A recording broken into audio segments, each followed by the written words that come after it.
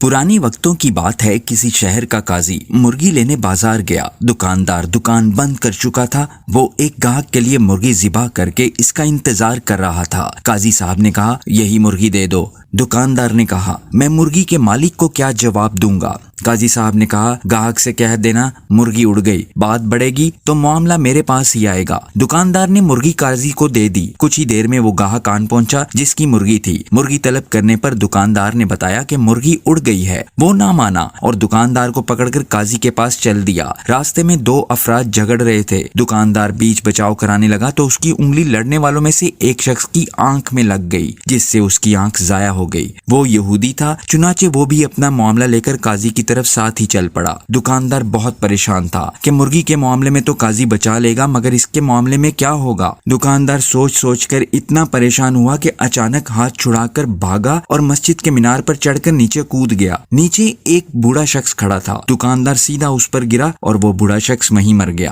مرنے والے بوڑھے شخص کے بیٹے نے دکاندار کو پکڑ لیا۔ جب اسے پتا چلا کہ اس دکاندار کو قاضی کے پاس پیشی کے لیے لے جایا جا رہا تھا تو وہ بھی ساتھ ہو لیا۔ معاملہ قاضی کی عدالت میں پہنچا تو سب سے پہلے مرغی والے گاہک نے اپنا مقدمہ درج کروایا۔ میں مرغی ذبح کروا کر گیا تھا، اب دکاندار کہہ رہا ہے کہ مرغی اڑ گئی۔ بھلا مری مرغی کیسے اڑ سکتی ہے؟ قاضی نے مدعی کو غصے سے دیکھا اور کہا، کیا مرنے کے بعد دوبارہ زندہ ہونے پر تمہارا ایمان نہیں ہے؟ یہ سن کر وہ ڈر گیا کہ کہیں کفر کا فتویٰ نہ لگ جائے۔ اس نے کہا، بالکل، میں مرنے کے بعد دوبارہ زندہ کیے جانے پر یقین رکھتا ہوں۔ قاضی نے جواب دیا، تو مرغی کے زندہ ہونے پر کیوں یقین نہیں رکھتے؟ بیچارہ کیا کرتا؟ قاضی کے سامنے فیصلہ تسلیم کرنے کے سوا اور کوئی چارہ بھی نہیں تھا۔ اب قاضی کے پاس دوسرا مقدمہ تھا کہ دکاندار نے ایک یہودی کی آنکھ پھوڑ دی تھی اور یہودی قصاص کا طلبگار تھا۔ چونکہ یہودی کے لیے قصاص آدھا مقرر تھا، اس لیے قاضی صاحب نے فیصلہ سنایا کہ دکاندار نے یہودی کی ایک آنکھ پھوڑی ہے، اس لیے نصف قصاص دشوار ہوگا۔ بہتر ہے کہ دکاندار یہودی کی دوسری آنکھ بھی پھوڑ دے اور یہودی بدلے میں نصف قصاص یعنی دکاندار کی ایک آنکھ پھوڑے گا۔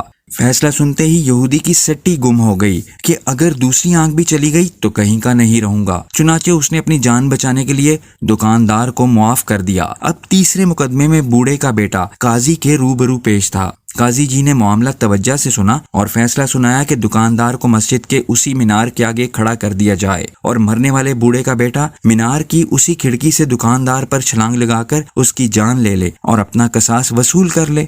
بوڑھے کے بیٹے نے کہا، قاضی صاحب، اگر دکاندار ذرا سا بھی ادھر ادھر ہوا تو میری اپنی جان چلی جائے گی۔ قاضی نے جواب دیا، تمہارا باپ بھی تو ادھر ادھر ہو سکتا تھا نا۔